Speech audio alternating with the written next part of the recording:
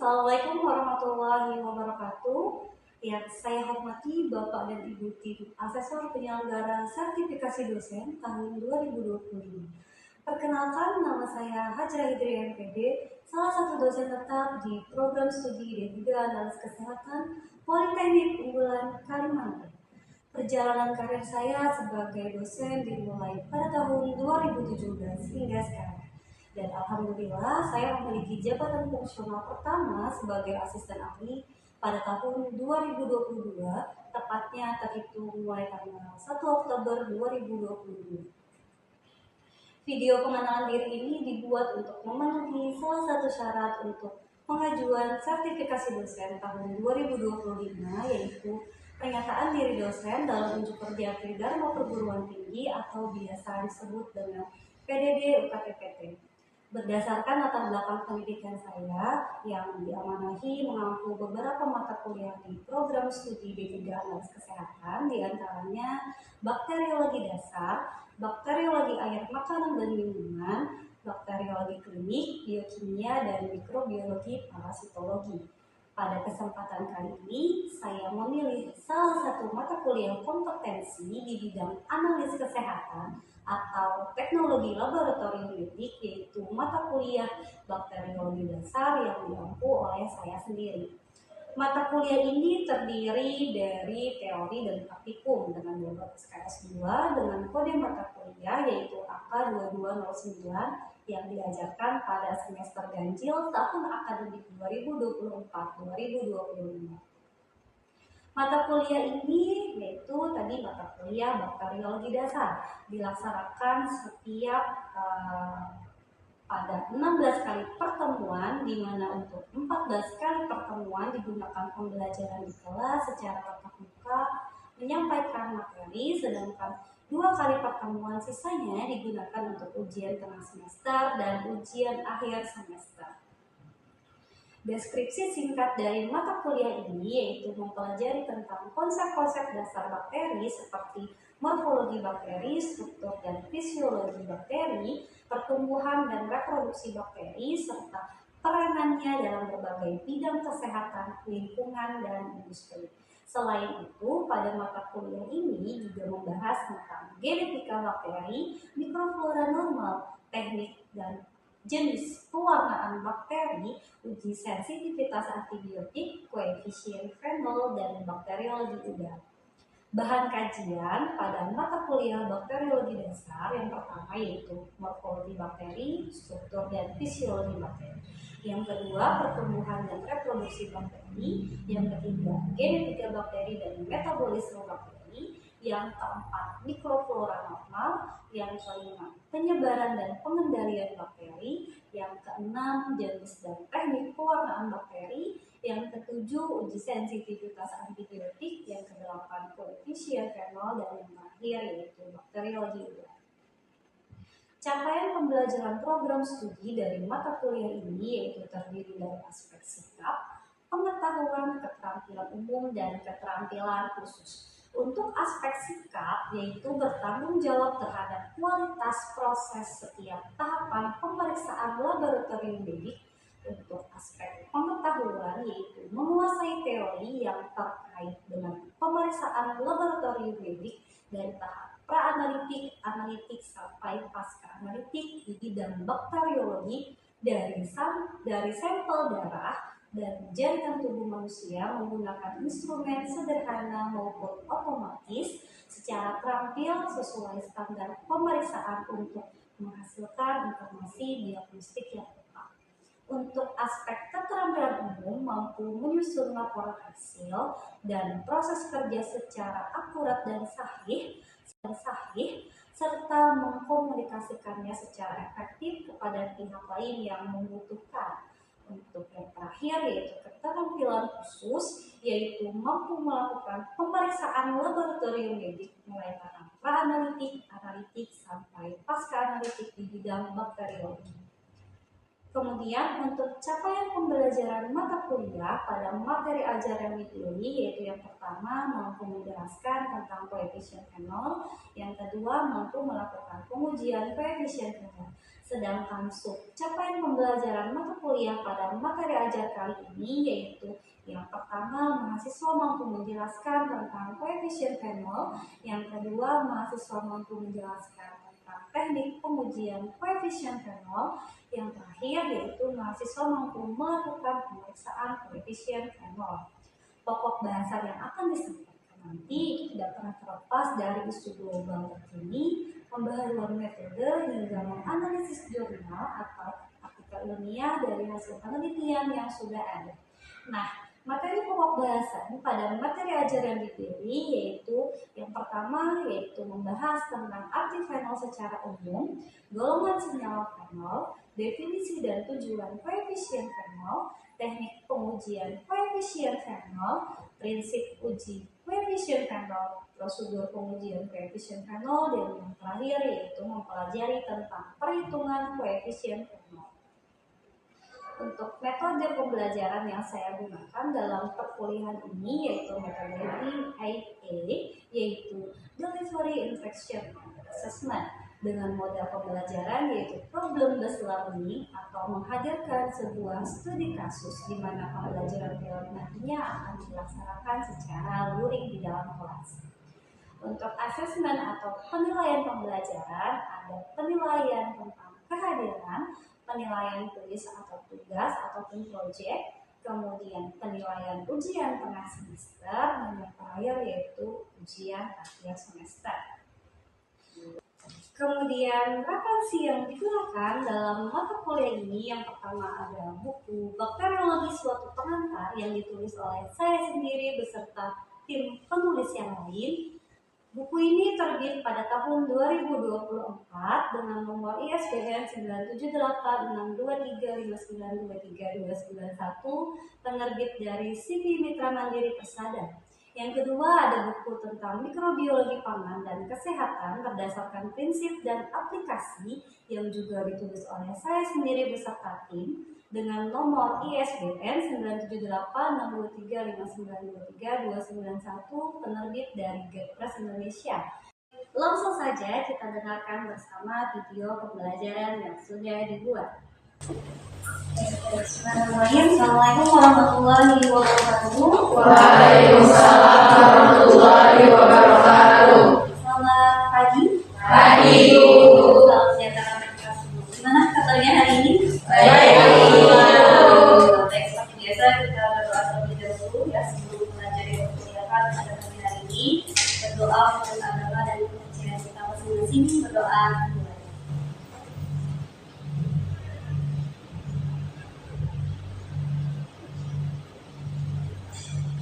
Berdoa selesai. Silakan untuk presensi bisa kalian akses sendiri ya di akun simak kalian sendiri, atau mungkin boleh scan barcode ya melalui barcode yang sudah tertera pada slide. Sudah? Sudah ya.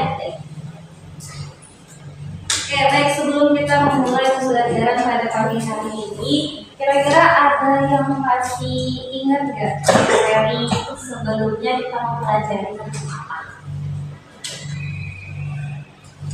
Ya boleh, silakan. Sama ada yang bisa pertama dengan pertemuan dan pertemuan untuk materi minggu kemarin itu sensitivitas antibiotik. Iya betul, kita sudah mempelajari tentang uji sensitivitas antibiotik. Ya, kira-kira yang kemarin waktu minggu lalu mempelajari uji sensitivitas antibiotik itu bahas apa aja?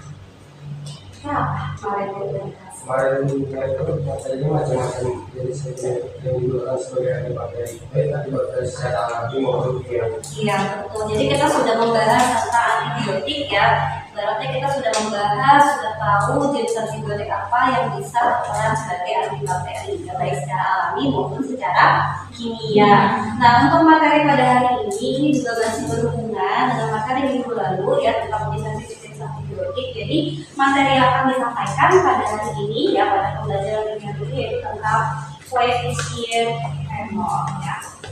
Nah, sebelum itu menjelaskan secara singkat ya terkait dengan materi pada pagi hari ini, Ibu sampaikan terlebih dahulu terkait dengan CPNK ya, terkait pembelajaran mata kuliah ya pada materi hari ini dan juga sub CPNK pada materi hari ini.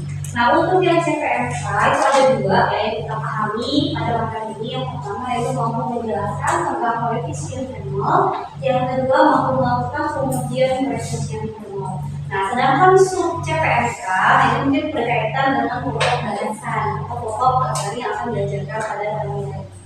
Nah, sub CPNK-nya ada tiga. Yang pertama yaitu mahasiswa mampu menjelaskan koefisien fenol, yang kedua mahasiswa mampu menjelaskan teknik pengujian koefisien fenol, dan yang terakhir mahasiswa mampu melakukan pemeriksaan koefisien fenol ya. Nah, adapun materi pokok bahasan ya ataupun bahan kajian yang kita pelajari pada materi ini itu ada 7 ya. Yang pertama pengantarnya terlebih dahulu ya kita pelajari, kita pahami terkait dengan arti fenol secara umum. Kemudian kira-kira golongan fenol itu seperti apa aja. Kemudian definisi dan tujuan koefisien fenol. Kemudian teknik ya, teknik uji koefisien fenol, prinsip dasar, prosedurnya bagaimana, sampai ke bagaimana cara perhitungan uji koefisien fenol ya. Jadi ada 7 materi yang akan kita pahami dari materi kali ini ya.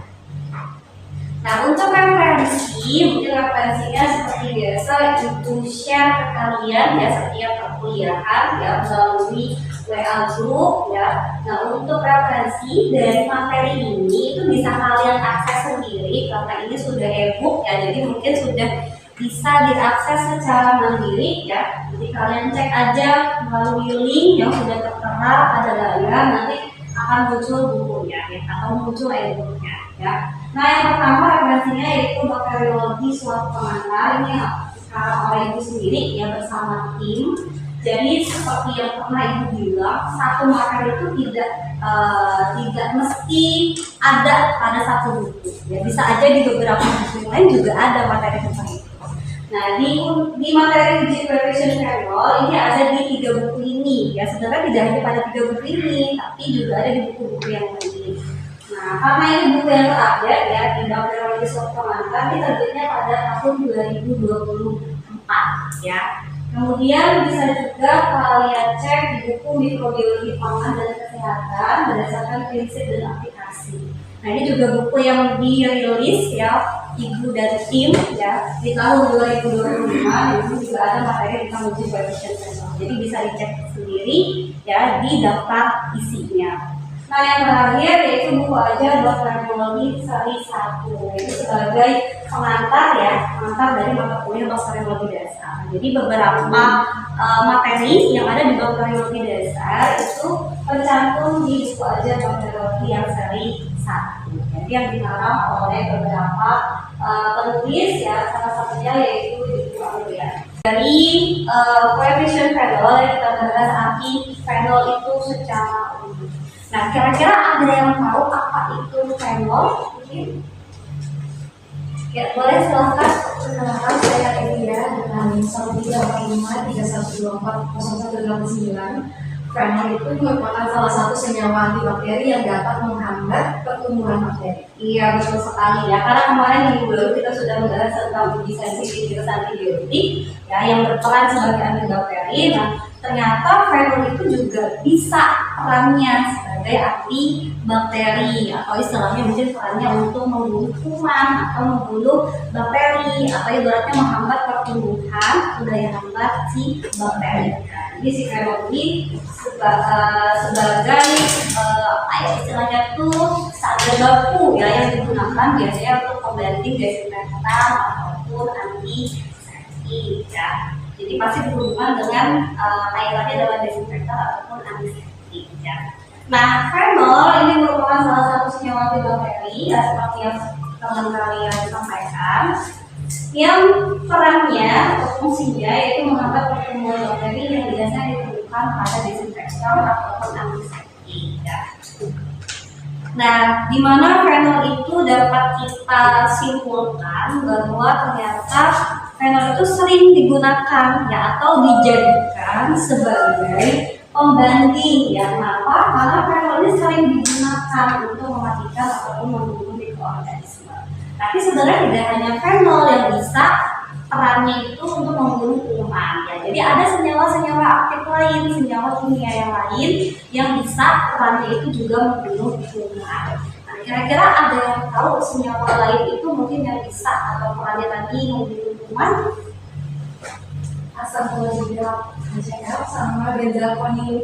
Iya betul. Jadi sebenarnya tidak hanya fenol ya yang fungsinya tadi perannya untuk membunuh kuman, tapi ternyata ada senyawa kimia lain yang biasanya digunakan ya misalnya pada desinfektan ataupun misalkan kandungannya ada di antiseptik yang perannya tadi untuk membunuh kuman. Salah satunya itu ternyata seperti yang teman-teman bilang itu ternyata asam klorida atau HCl itu dia mampu untuk membunuh atau menghambat pertumbuhan dari bakteri. Nah selain asam klorida ada juga ammonium klorida, kemudian ekosilat alkohol, benzalkonium klorida ini biasanya merupakan senyawa atau komposisi yang ada di desinfektan. Nah, membahas tentang fenol sudah dijelaskan ya bahwa ternyata fenol itu merupakan zat pembaku daya antiseptik ya, sehingga daya antiseptiknya dikatakan dengan koefisien fenol. Nah, kita masuk ke koefisien fenol ya, namanya juga koefisien fenol, artinya dia tidak pernah lepas dari yang namanya lautan desinfektan ya. Jadi dia tetap harus ada lautan itu karena sebagai pembanding dengan fenol. Nah, kita bahas dulu terkait dengan definisi apa itu koefisien fenol ya. Koefisien fenol merupakan sebuah nilai aktivitas dari segala suatu antiseptik yang dibandingkan dengan aktivitas gersida fenol. Jadi artinya fenol itu pure ya, murni untuk bisa membunuh atau menghambat pertumbuhan bakteri.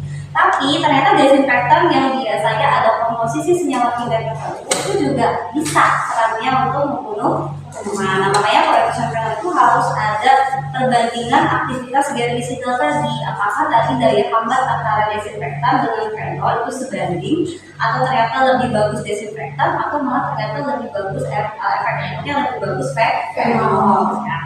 Nah, tujuannya untuk apa koefisien fenol? Ya untuk menguji tadi ya, menguji efektivitas suatu desinfektan dengan membandingkan dengan efektivitas suatu larutan fenol. Nah, dari teknik yang maupun prinsip dasar dari koefisien fenol, yaitu kalau terkait dengan teknik pengujiannya itu harus dengan melakukan pengeceran terlebih dahulu ya. Jadi artinya desinfektan yang sudah terkandung senyawa kimia itu kita larutkan dengan aquades. Nah, jadi ada tahap pengeceran. Kira-kira desinfektan yang kita gunakan untuk menguji apakah tadi kira-kira bisa membunuh kuman itu akan kita encerkan dengan larutan aquades. Kemudian nanti ada konsentrasi yang kita perlukan ya sesuai dengan kebutuhan. Nah, jadi teknik pengujiannya tetap baik desinfektan ataupun fenol itu akan dilakukan dengan pengencerannya yaitu aquades. Nah, dari prinsip dasar untuk uji koefisien fenol tadi prinsip dasarnya adalah membandingkan. Jadi membandingkan daya bunuh dari desinfektan dengan daya bunuh dari baku fenol terhadap bakteri uji yang sama pada pengenceran tertinggi dalam waktu tercepat. Jadi dia main waktu ya, apakah lebih efektif dengan waktu yang sebentar ya, atau malah lebih efektif dengan waktu yang lama ya. Sekiranya kita mainnya di waktu. Nah, kira-kira kenapa harus perlu pengujian koefisien fenol? Nah, ternyata dia perlu karena tadi fenol itu selalu atau sering digunakan sebagai apa? Sebagai anti bakteri untuk membunuh daya kuman tadi, menghambat pertumbuhan bakteri. Makanya harus tetap ada pembandingnya sebagai standar bakunya. Makanya tetap harus memperkuat. Nah, efektivitas senyawa antiseptik dan desinfektan ini sangat dipengaruhi oleh konsentrasi dan lama tekanan. Semakin tinggi konsentrasi artinya asumsinya semakin baik, semakin bagus ya.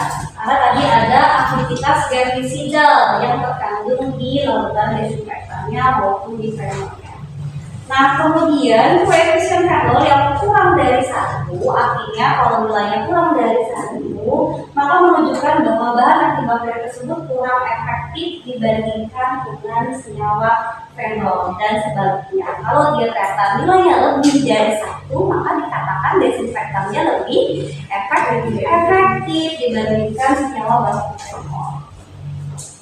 Nah, untuk metode pengujian nanti akan disampaikan berdasarkan prosedur kerja ya, dimana biasanya kalau prosedur kerja di laboratorium kita terbagi menjadi 3, mulai dari tahapan analitik, dan pasca analitik. Nah, dari metode pengujian ya, salah satu cara pengujian dari desinfektan itu tadi adalah metode pengejaran bertingkat. Jadi kita mengejarkan larutan tadi dari konsentrasi yang terkecil sampai ke rendah. Nah, untuk prosedur kerja tadi ada praanalitik, analitik, dan pasca analitik. Tiap praktikum di bakteriologi, baik bakteriologi dasar, bakteriologi klinik, bakteriologi amami, nah itu tetap harus kita melakukan praanalitiknya, yaitu mensterilkan alat bahan yang misalkan dari seperti petri ataupun tabung, jadi sesuai dengan kebutuhan. Kira-kira selain mensterilkan petri atau alat, kira-kira apa lagi? Membuat media dan mensterilkan media. Iya betul, jadi membuat media dulu itu yang pentingnya ya. Jadi membuat media sampai kita ke sterilisasi media. Nah, itu adalah tahapan dari praanalitiknya. Ini baru ke tahapan analitik. Ya, kira-kira kita mau mengujikan tadi desinfektan yang sudah kita ejarkan dengan Aquades, fenol yang sudah diejarkan dengan Aquades, kemudian baru kita lakukan pengujian dari kedua larutan. Kita lanjut ke case tadi ya. Jadi tugas kelompok nanti kalian berkelompok ya, boleh 4 sampai 5 orang ya. Kemudian nanti kalian analisis ya berdasarkan kasus yang sudah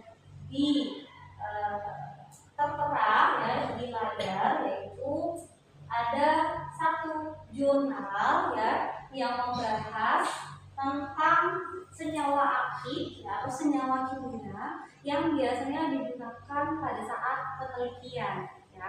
Jadi artinya mungkin di sini dia menggunakan beberapa senyawa aktif ya yang terkandung di dalam desinfektan jenis A, B maupun C ya misalkan.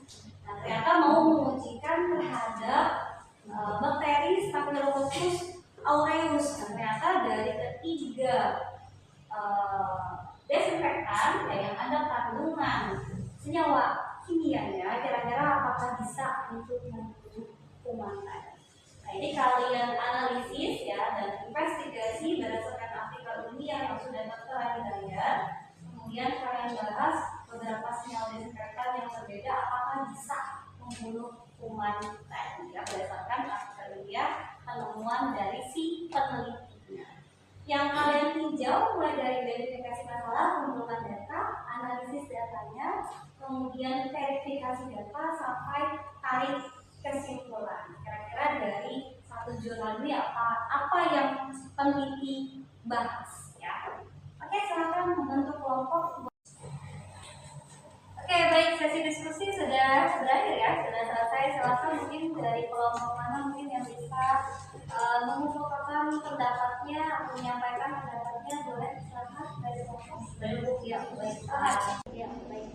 Perkenalkan saya Astanila Rahma dengan NIM 1345 3124 0185.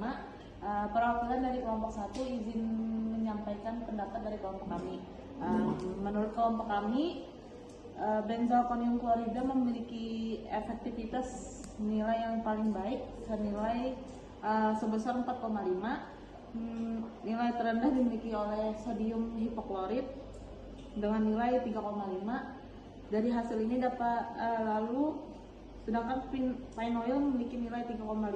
Dari hasil ini dapat disimpulkan bahwa ketiga disinfektan tersebut, yaitu benzalkonium klorida, sodium hipoklorit, dan phenol, memiliki efektivitas yang sama baiknya terhadap Staphylococcus aureus. Secara umum, daya bunuh ketiganya lebih efektif dibandingkan phenol. Artinya, efektivitas suatu desinfektan tidak selalu bergantung pada kandungan phenol, akan tetapi juga dipengaruhi oleh beberapa faktor seperti konsentrasi larutan, senyawa aktif yang terkandung, lalu jenis bakteri uji, dan faktor-faktor lainnya. Iya, baik. Terima kasih kepada Aska. Kita berikan aplaus dulu yang meriah.